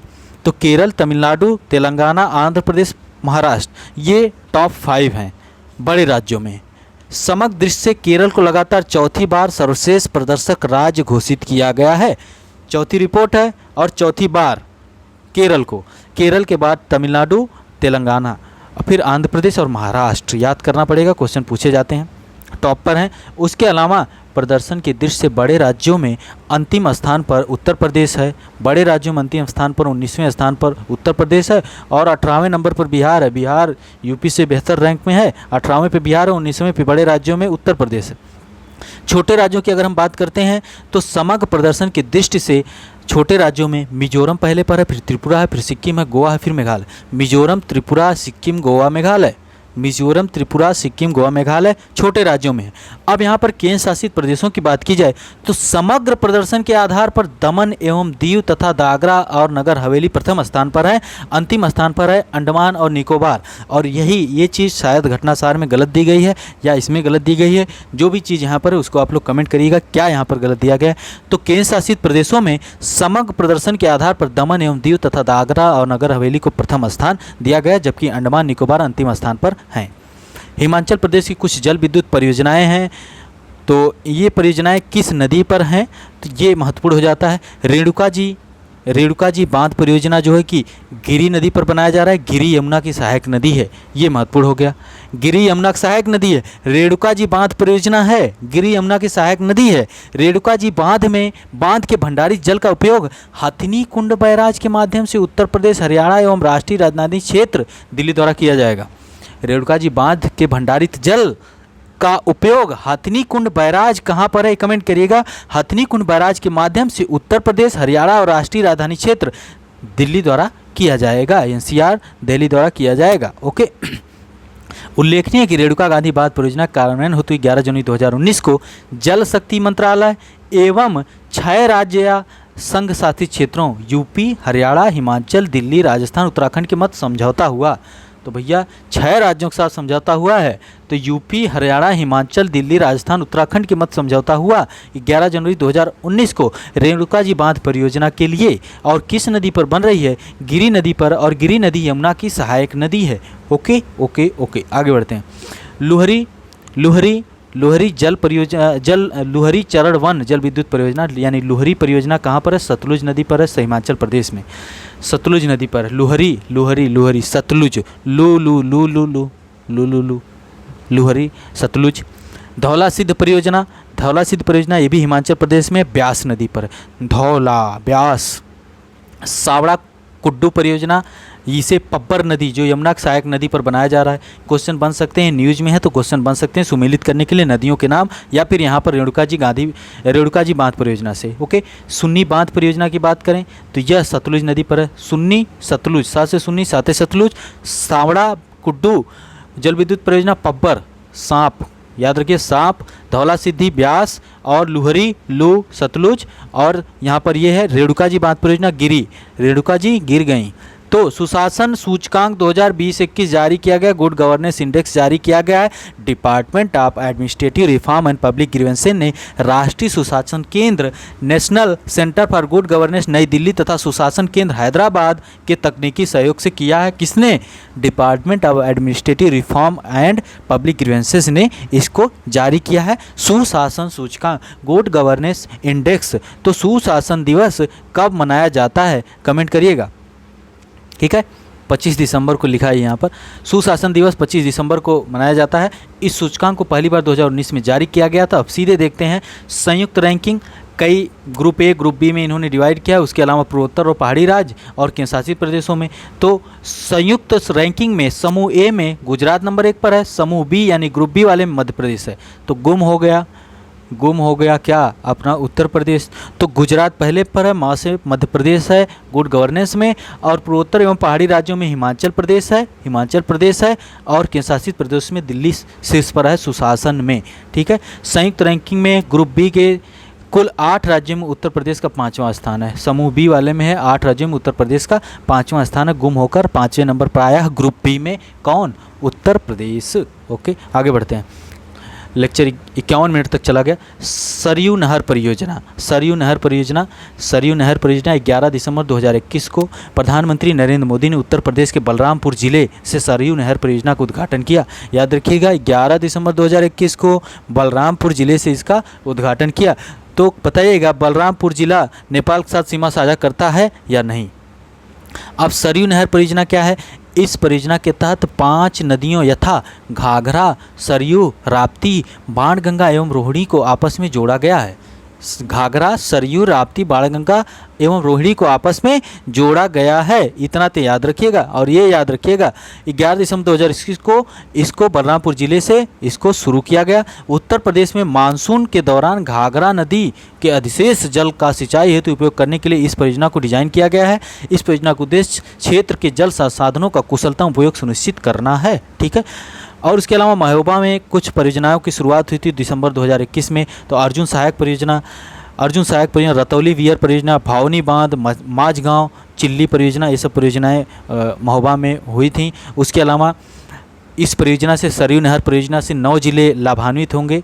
इस परियोजना से पूर्वी उत्तर प्रदेश के 9 जिले बहराइच, श्रावस्ती, बलरामपुर, गोंडा, सिद्धार्थनगर, बस्ती, संत कबीरनगर, गोरखपुर एवं महाराजगंज लाभान्वित होंगे। ये सब जिले इससे लाभान्वित होंगे। झांसी में उद्घाटित कुछ परियोजनाएं हैं। 19 नवंबर 2021 को झांसी जिले में को प्रधानमंत्री नरेंद्र मोदी ने झांसी में 600 मेगावाट के ultra mega solar power park का उद्घाटन किए थे। 19 नवंबर को झांसी में अटल एकता पार्क का भी उद्घाटन किया गया था। याद रखिएगा, ये सब झांसी में हुए हैं। केन बेतवा लिंक परियोजना महत्वपूर्ण है। विश्व जल दिवस 22 मार्च 2021 के अवसर पर केन बेतवा लिंक परियोजना का प्रधानमंत्री नरेंद्र मोदी की उपस्थिति में केंद्रीय जल शक्ति मंत्रालय तथा उत्तर प्रदेश और मध्य प्रदेश सरकार के मध्य एक ऐतिहासिक त्रिपक्षीय समझौता ज्ञापन हस्ताक्षरित हुआ। केन बेतवा लिंक परियोजना को आगे बढ़ाने के लिए कब हुआ? विश्व जल दिवस 22 मार्च 2021 को हुआ, ठीक है। तो विश्व जल दिवस 22 मार्च को होता है, तो विश्व पृथ्वी दिवस और विश्व विश्व विश्व वन्य जीव दिवस और विश्व पृथ्वी दिवस कब मनाया जाता है, और 2022 की थीम क्या है, दोनों कमेंट करिएगा, आप लोग कमेंट जरूर किया करिए। 8 दिसंबर 2021 को केंद्रीय मंत्रिमंडल ने केन बेतवा नदियों को परस्पर जोड़ने की परियोजना के वित्त पोषण और कार्यान्वयन को मंजूरी प्रदान की। ओके 2021 में। अब इस परियोजना से लाभान्वित होने वाले जिले हैं उत्तर प्रदेश का बांदा, महोबा, झांसी और ललितपुर, मध्य प्रदेश का पन्ना, टीकमगढ़, छतरपुर, सागर, दमोह, दतिया, विदिशा। ठीक है। केन बेतवा नदी, अब यहाँ से क्वेश्चन बन सकता है, केन नदी मध्य प्रदेश एवं उत्तर प्रदेश के मध्य एक अंतर्राज्यीय नदी है। केन नदी मध्य प्रदेश एवं उत्तर प्रदेश के मध्य एक अंतर्राज्यीय नदी है। इसका उद्गम स्थल है कटनी जिला मध्य प्रदेश के अहिरन गांव में है। कटनी जिला मध्य प्रदेश से केन नदी निकलती है। ठीक है। अहिरन गावन गांव से। ओके। इसकी कुल लंबाई 427 किलोमीटर है, याद रखिएगा, जिसमें 292 किलोमीटर मध्य प्रदेश में और 84 किलोमीटर सिर्फ उत्तर प्रदेश में बहती है। ओके। यह बांदा जिला उत्तर प्रदेश स्थित चिल्ला गांव में यमुना में मिल जाती है। बांदा जिले में जाकर यमुना में मिल जाती है। किसमें? यमुना की सहायक नदी है, इसका मतलब केन है ना। बेतवा नदी, इस नदी पर स्थित अभी तो हम केन की बात करें। रानेह जलप्रपात पर रानेह जलप्रपात एवं केन घड़ियाल सेंचुरी 2 प्रमुख पर्यटक आकर्षक केंद्र हैं। इस नदी पर स्थित रानेह जलप्रपात, तो रानेह जलप्रपात किस नदी पर स्थित है? केन नदी पर है। उत्तर प्रदेश के किस जिले में है, या फिर क्या रानेह जलप्रपात मध्य प्रदेश के किस जिले में है? तो ये आप कमेंट करिएगा, सर्च करिएगा। ओके। बेतवा, हाँ, केन घड़ियाल सेंचुरी भी सर्च करिएगा। बेतवा नदी का उद्गम स्थल रायसेन जिला मध्य प्रदेश स्थित बारखेड़ा गांव है, तो यानी यह मध्य प्रदेश से आती है। बेतवा नदी पर राजघाट, पारिच्छा, माता टीला बांध और रानी लक्ष्मीबाई बांध बेतवा नदी पर स्थित है, बहुत ही महत्वपूर्ण है। राजघाट बांध, परीक्षा बांध, माता टीला बांध, रानी लक्ष्मीबाई, ये सब बेतवा नदी पर स्थित हैं, याद रखिएगा, इसीलिए इतना फोकस करके बता रहे हैं। पोंचमपल्ली सर्वश्रेष्ठ पर्यटन गांव का इसको दर्जा दिया गया। किसने दिया है? United Nation World Tourism Organization. तो विश्व पर्यटन दिवस कब मनाया जाता है और 2022 का क्या मना दिया गया? तो अगर मना दिया गया तो थीम क्या है, और राष्ट्रीय पर्यटन दिवस कब मनाया जाता है, ये भी आप लोग कमेंट करिएगा। ओके। तो UNWTO के द्वारा इसको सर्वश्रेष्ठ पर्यटन गांव का दर्जा दिया गया है। UNWTO की महासभा का 24वां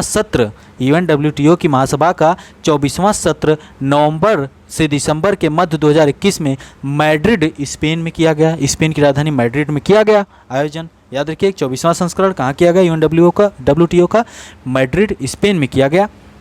और इस सत्र के दौरान 5 वैश्विक क्षेत्रों में स्थित 32 देशों के कुल 44 गांवों को वर्ष 2021 हेतु सर्वश्रेष्ठ पर्यटन गांवों का दर्जा प्रदान किया गया। 44 गांवों को दर्जा प्रदान किया गया वर्ष 2021 के लिए 32 देशों के। UNWTO ने ऐसा दिया, क्या दिया? पर्यटन गांव। तो भारत का पोंचमपल्ली है। पोंचमपल्ली कहाँ पर है? पोंचमपल्ली तेलंगाना के नलगोंडा जिले में स्थित है। यहाँ की उत्कृष्ट साड़ियों के लिए इसे भारत के सिल्क सिटी ऑफ इंडिया के नाम से जाना जाता है। तेलंगाना में स्थित है। इन साड़ियों को इकत नामक अनूठी शैली द्वारा बुना जाता है। पोंचमपल्ली की इकत शैली को वर्ष 2004 में भौगोलिक संकेतक GI टैग दिया गया था, प्राप्त हुआ था। पोंचमपल्ली को भूदान पोंचमपल्ली के नाम से भी जाना जाता है, क्योंकि यहाँ पर 18 अप्रैल 1951 को इसी गांव से आचार्य विनोबा भावे ने भूदान आंदोलन का शुभारंभ किया था। भूदान आंदोलन का शुभारंभ किसने किया था? तो आचार्य विनोबा भावे। ओके। तो व्यक्तिगत सत्याग्रह जब शुरू हुआ था तो प्रथम सत्याग्रही कौन थे और द्वितीय सत्याग्रही कौन थे? आप कमेंट करिएगा। ओके। केंद्रीय पर्यटन मंत्रालय ने 2-3 गांवों के नाम दिए थे कि भैया ये देखो हमारे देश के गांव हैं। कोंगथोम मेघालय का, लधपुरा खास मध्य प्रदेश का और पोंचमपल्ली तेलंगाना का, और उसमें से पोंचमपल्ली तेलंगाना को चुन लिया गया WTO के द्वारा। लधपुरा खास मध्य प्रदेश की निवाड़ी जिले में स्थित है। कोंगथोम गांव मेघालय की पूरी खासी हिल्स में स्थित है। और इसकी बात यह है कि इस गांव को विस्लिंग गांव कहते हैं। सीटी वाला गांव के नाम से भी जाना जाता है कोंगथोम गांव को। इस गांव में जन्म के समय बच्चे को नाम के बजाय एक धुन देने की अनूठी प्रथा है। मतलब कि अलग अलग, मतलब मान लीजिए आप हैं, मतलब आप तो नहीं, आप तो आप बड़े हो गए, तो बच्चा पैदा हुआ तो उसका नाम दिया जाता है, एक धुन दी जाती है, जैसे सीटी बजा दी जाती, जैसे कि अब सीटी तो हमें बजाना नहीं आता, तो व्हिस्लिंग गांव कहा जाता है कोंगथोम गांव को। इस गांव में जन्म के समय बच्चे को नाम के बजाय एक धुन देने की अनूठी प्रथा है। ओके, अब यहाँ पर राष्ट्रीय बहुआयामी गरीबी सूचकांक है, एमपीआई है, national multi poverty index. Bharat में बहुआयामी गरीबी सूचकांक के कार्यान्वयन के लिए नीति आयोग नोडल मंत्रालय है, और जिस एमपीआई के लिए नोडल मंत्रालय के रूप में नीति आयोग वैश्विक एमपीआई का प्रकाशन करने वाली एजेंसियों यथा Oxfam, international poverty and human development institute तथा यूएनडीपी, यानी कि वैश्विक रूप से, यहाँ पर तो राष्ट्रीय बहुआयामी गरीबी सूचकांक की बात हो रही है, ऐसे ही वैश्विक रूप से एमपीआई मल्टी पॉवर्टी इंडेक्स की जब बात होती है तो एमपीआई में ये लोग निकालते हैं Oxfam poverty and human development initiative और यूएनडीपी 2010 से ये लोग निकाल रहे हैं, 2010 से। और इसमें कितने इंडिकेटर हैं इसको देख लीजिएगा, यूपीएससी इंडिकेटर से यहाँ से क्वेश्चन पूछा गया था। ओके ठीक है, तो लेक्चर लगभग 1 घंटे का हो गया। अगर आप अभी तक रुके हुए हैं तो बहुत अच्छी बात है, रुके रहिए, अच्छी चीज़ें बताई जा रही हैं, कुछ इसमें फालतू चीज़ें नहीं बताई जा रही।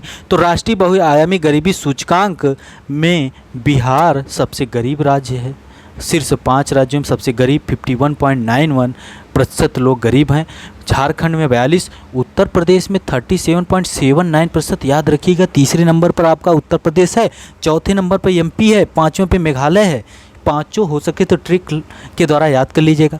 केरल सबसे कम बहुआयामी गरीबी सूचकांक वाला राज्य है।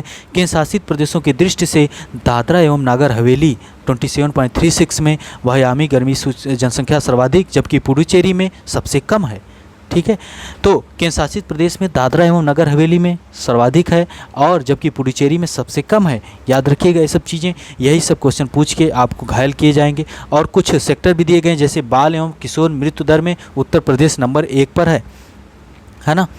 और वहीं उत्तर प्रदेश को 37.79% जनसंख्या बहुआयामी रूप से गरीब है। उत्तर प्रदेश का एमपीआई स्कोर 0.18 है। उत्तर प्रदेश के ग्रामीण क्षेत्र में 44.32% गरीबी है, जबकि शहरी क्षेत्र में 18.07। तो ग्रामीण क्षेत्र में 44.32 और शहरी क्षेत्र में 18.07, याद रखिएगा। और उत्तर प्रदेश के राज्यों की जिलों की बात करें तो सर्वाधिक का एमपीआई है श्रावस्ती, बहराइच, बलरामपुर और खीरी गोंडा, लखीमपुर खीरी गोंडा, श्रावस्ती। सर्वाधिक गरीबी है। ये क्वेश्चन बनेंगे, हम ट्रिक के द्वारा प्रयास करेंगे कि जो कुछ चीज़ें यहाँ पर छूटेंगी, जो टफेस्ट हैं उसको क्विज में आपको दिया जाएगा।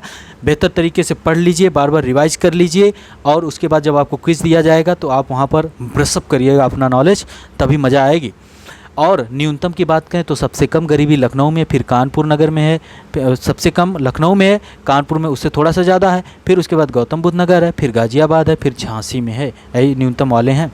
ओके, पब्लिक अफेयर्स इंडेक्स जो है कि पब्लिक अफेयर्स इंडेक्स 1994 में बेंगलुरु में स्थित एक संस्था है, पब्लिक अफेयर्स सेंटर 2016 से प्रत्येक वर्ष जारी कर रहा है। Public affairs centre public affairs index जारी कर रहा है, 6वां इसका संस्करण है। इस रिपोर्ट में बड़े राज्यों की श्रेणी में केरल को सर्वाधिक सर्वश्रेष्ठ प्रशासित राज्य बताया है, छोटे राज्यों में सिक्किम को सर्वश्रेष्ठ प्रशासित राज्य बताया है, केंद्र शासित प्रदेशों में पुडुचेरी को सर्वश्रेष्ठ प्रशासित केंद्र शासित क्षेत्र है। 18 बड़े राज्यों में उत्तर प्रदेश का निम्नतम स्थान के सरकारी तंत्र के लिए चिंता का विषय है। भैया 18 राज्यों में, 18 बड़े राज्यों में उत्तर प्रदेश का न्यूनतम स्थान है, यानी 18वां है यूपी। तो बड़े राज्यों में केरल और छोटे राज्यों में सिक्किम, केंद्र शासित में पुडुचेरी टॉप पर हैं और यूपी 18वें पर है। अब स्वच्छ सर्वेक्षण ministry of housing and urban affairs के द्वारा स्वच्छ सर्वेक्षण अवार्ड 2021 जारी किया गया है। इसका 6वां संस्करण है और इसमें प्रेरक दौर सम्मान भी दिए गए हैं। ओके, और इसमें थोड़ा सा प्लस चीज़ें क्या थी कि इसमें स्वच्छ सर्वेक्षण 2021 में गंगा के किनारे बसे 91 गंगा नगरों को भी शामिल किया गया है। गंगा के किनारे बसे 91 गंगा नगरों को भी शामिल किया गया है स्वच्छ सर्वेक्षण 2021 में। स्मरणीय तथ्य क्या है कि इंदौर लगातार 5वीं बार भारत का सबसे स्वच्छ शहर घोषित किया गया है। इंदौर लगातार 5वीं बार भारत का सबसे स्वच्छ शहर घोषित किया गया है। याद रखिएगा, स्वच्छ सर्वेक्षण में इतना ज़्यादा सर्वेक्षण कर दिया गया है कि बड़ी समस्या हो जाएगी आपको पढ़ने में। तो टॉप 5 याद रखिए, इंदौर है, फिर सूरत, विजयवाड़ा, नवी मुंबई और पुणे है। इंदौर, सूरत, विजयवाड़ा, नवी मुंबई, पुणे। उसके अलावा शीर्ष 10 शहरों में 1 से 10 लाख मतलब 1 लाख से ऊपर की जनसंख्या, में बात करें तो नई दिल्ली, अंबिकापुर छत्तीसगढ़, तिरुपति, नोएडा चौथे नंबर पे है 1 से 10 वाले में, 1 से ऊपर है।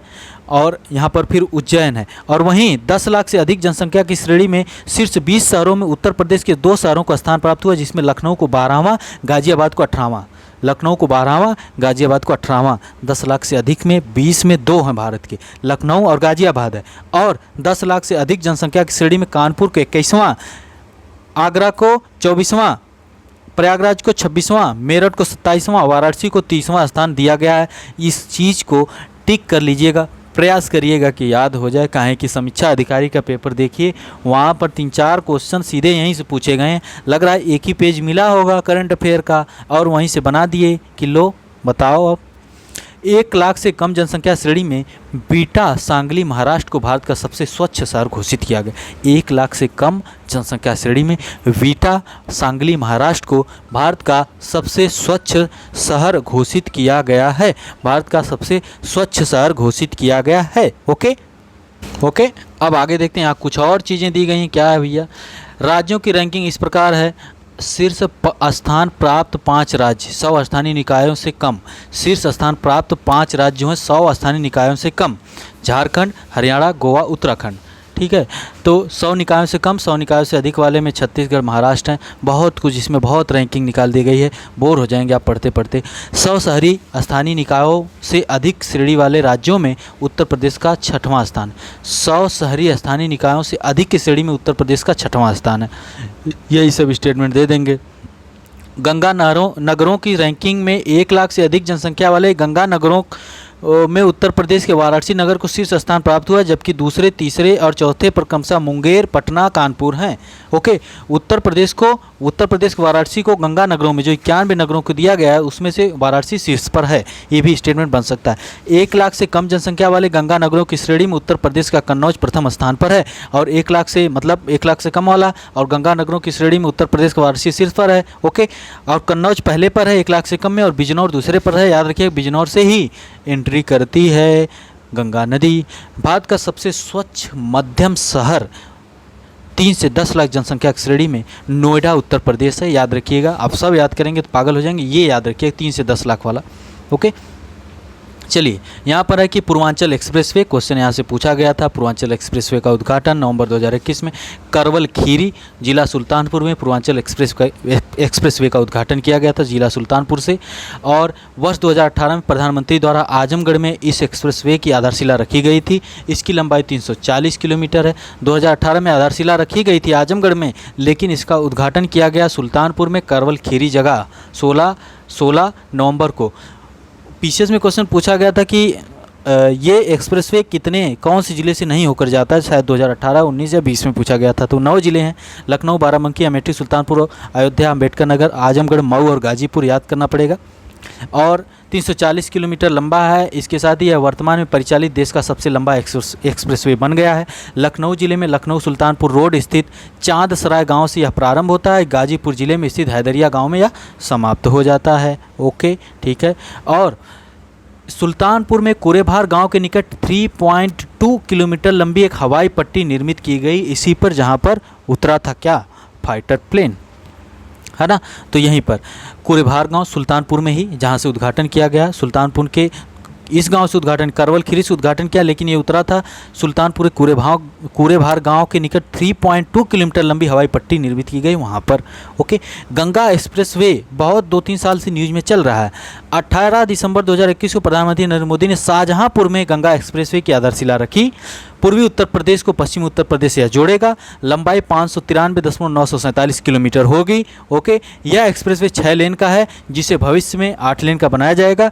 यह एक्सप्रेसवे मेरठ जिले के बिजौली गांव से प्रारंभ होकर प्रयागराज जिले के जूडापुर दांडू गांव पर समाप्त होगा। ओके ओके ओके, यह एक्सप्रेसवे 12 जिलों से, और अभी पूर्वांचल एक्सप्रेसवे 9 जिलों से, यह 12 जिलों से। क्वेश्चन अभी नहीं पूछा गया, यहाँ से पूछा जा सकता है कौन कौन से ज़िले हैं, कौन कौन से ज़िले नहीं हैं गंगा एक्सप्रेसवे में। तो मेरठ, हापुड़, बुलंदशहर, अमरोहा, संभल, बदायूं, शाहजहाँपुर, हरदोई, उन्नाव, रायबरेली, प्रतापगढ़, प्रयागराज से होकर गुजरेगा।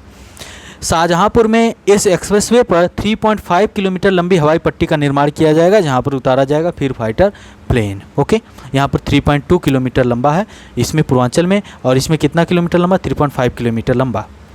गंगा एक्सप्रेसवे उत्तर प्रदेश का सबसे लंबा एक्सप्रेसवे बन जाएगा जब यह बन के तैयार हो जाएगा। राज्य खाद्य सुरक्षा सूचकांक food safety and standard authority of India के द्वारा जारी किया गया है। पहली बार वर्ष 2019 में विश्व खाद्य सुरक्षा दिवस 7 जून के अवसर पर जारी किया गया था। तो बताइएगा विश्व खाद्य सुरक्षा दिवस की थीम क्या होगी, शायद थीम आ चुकी होगी। और विश्व खाद्य दिवस कब सेलिब्रेट किया जाता है ये भी आप लोग कमेंट करिएगा। दिवस कई ठो पूछे जा चुके। 2020-21 का सूचकांक अपने क्रम में यह तीसरा है। 36 राज्यों या संघ राज्य क्षेत्रों को शामिल किया गया है। इसमें 36 राज्यों और संघ राज्यों को शामिल किया गया। गुजरात बड़े राज्यों में पहले पर गुजरात केरल तमिलनाडु बड़े राज्यों में, छोटे राज्यों में गोवा मेघालय मणिपुर और संघ राज्य यानी केंद्र शासित प्रदेशों जम्मू कश्मीर अंडमान निकोबार दिल्ली टॉप 3 हैं। और सबसे निम्न स्थान वाले राज्यों की बात करें तो मिजोरम, बिहार, लक्षद्वीप। बिहार बड़े में 20वां, मिजोरम छोटे में 8वां, लक्षद्वीप संघ राज्य क्षेत्रों में 8वां। इस सूचकांक बड़े राज्यों में उत्तर प्रदेश ने 5वां स्थान प्राप्त किया है। उत्तर प्रदेश ने बड़े राज्यों में 5वां स्थान प्राप्त किया है, मतलब तीसरा यहाँ। तो चौथा कौन सा ये भी कमेंट करिएगा। तो उत्तर प्रदेश 5वां है बड़े राज्यों में। इस खाद्य सुरक्षा सूचकांक को जारी करता है food safety and standard authority of India. 7 जून को पहली बार जारी किया गया था 2019। ओके, यहाँ पर कुछ चीज़ें लिखी गई हैं। प्रोजेक्ट हिमांक शुरू किया गया था लद्दाख में 1985 में। प्रोजेक्ट हिमांक शुरू किया गया था सीमा सड़क संगठन BRO द्वारा लॉन्च किया गया था सड़क अवसंरचना के विकास के लिए। इस प्रोजेक्ट को द माउंटेन टेमर्स के नाम से भी जाना जाता है। ओके, और लद्दाख का पशु एवं राज्य पक्षी घोषित किया जा चुका है। पुराना करंट अफेयर है, लेकिन यहाँ कुछ और चीज़ें हैं उसको बताने के लिए यहाँ पर हमने रखा है हिम तेंदुए को क्या रखा गया है। केंद्र शासित प्रदेश लद्दाख का हिम तेंदुआ जो है कि क्या बन गया है, राज्य पशु। जबकि काली गर्दन वाले सारस ब्लैक नेक्ड क्रेन को राज्य पक्षी घोषित किया गया लद्दाख का। ठीक है, हाँ जम्मू कश्मीर वाला भी है, यहाँ पर देख लीजिएगा। यहाँ पर जो बताना हम चाहते हैं उसको देखते हैं। हाँ, IUCN की संकटग्रस्त परिस्थितियों की रेड लिस्ट में हिम तेंदुओं को वल्नरेबल की श्रेणी यानी सुभेद की श्रेणी में रखा गया। ये बताना चाह रहे थे। सरकार ने 2009 में हिम तेंदुओं को बचाने के लिए प्रोजेक्ट स्नो लेपर्ड की शुरुआत की थी। स्नो लेपर्ड या लेपर्ड, ठीक है, प्रोजेक्ट स्नो लेपर्ड की शुरुआत की थी। क्वेश्चन कई बार पूछे गए हैं कि प्रोजेक्ट टाइगर कब शुरू किया गया, तो आप कमेंट करिएगा। प्रोजेक्ट एलिफेंट कब शुरू किया गया, आप कमेंट करिएगा। ये प्रोजेक्ट लेपर्ड है, 2009 में शुरू किया गया। 23 अक्टूबर को विश्व हिम तेंदुआ दिवस मनाया जाता है। वर्ल्ड स्नो लेपर्ड डे मनाया जाता है, याद रखिएगा। ठीक है, IUCN रेड लिस्ट में काली गर्दन वाले सारस को नियर थ्रेटेंड श्रेणी में वर्गीकृत किया गया है, याद रखिए। आगे बढ़ते हैं। आज़ादी का Amrit Mahotsav India at the rate 75। तो इंडिया एट द रेट 75 क्या है? भारत की स्वतंत्रता की 75वीं वर्षगांठ 15 अगस्त 2022 के 75 सप्ताह पूर्व 12 मार्च 2021 को प्रधानमंत्री नरेंद्र मोदी द्वारा साबरमती आश्रम अहमदाबाद गुजरात से आज़ादी का अमृत महोत्सव नामक पहल को लॉन्च किया गया। 15 अगस्त 2022 के 75 सप्ताह पूर्व 12 मार्च 2021 को प्रधानमंत्री नरेंद्र मोदी द्वारा साबरमती आश्रम अहमदाबाद से आज़ादी का अमृत महोत्सव नामक पहल लॉन्च किया गया। यह पहल 15 अगस्त 2023 तक जारी रहेगी। क्या? इंडिया एट द रेट 75 आज़ादी का Amrit Mahotsav. Okay, India at the rate 75 को मनाने में केंद्रीय संस्कृति मंत्रालय सहयोगी की भूमिका में होगा। इस कार्यक्रम के माध्यम से विश्व के सामने 75 वर्षों की उपलब्धियों का प्रदर्शन करना तथा अगले 25 वर्षों के लिए देश के संकल्प की एक रूपरेखा तैयार करना। और इसमें कुछ और चीज़ें हैं। भारत की स्वतंत्रता की 75वीं वर्षगांठ के उत्सव के लिए निम्न 5 स्तंभ निर्धारित किए गए हैं। पूछा भी जा सकता कौन सा स्तंभ निर्धारित नहीं किया गया था आज़ादी के अमृत महोत्सव, आज़ादी का ये उत्सव जो है। स्वतंत्रता संग्राम, 75 वर्ष पर विचार, 75 वर्ष पर उपलब्धियां, 75 वर्ष पर कार्य, 75 वर्ष पर संकल्प। और एक और योजना शुरू की गई, युवा प्रधानमंत्री योजना शुरू की गई 29 मई 2021 को शुरू की गई। उच्च शिक्षा विभाग, शिक्षा मंत्रालय भारत सरकार के द्वारा 30 वर्ष से कम आयु के युवा और नवोदित लेखकों को प्रशिक्षित करने के लिए युवा प्रधानमंत्री योजना शुरू की गई। इस युवा योजना के संदर्भ में युवा का पूर्ण रूप young upcoming and versatile authors, युवा यानी young upcoming and versatile authors है।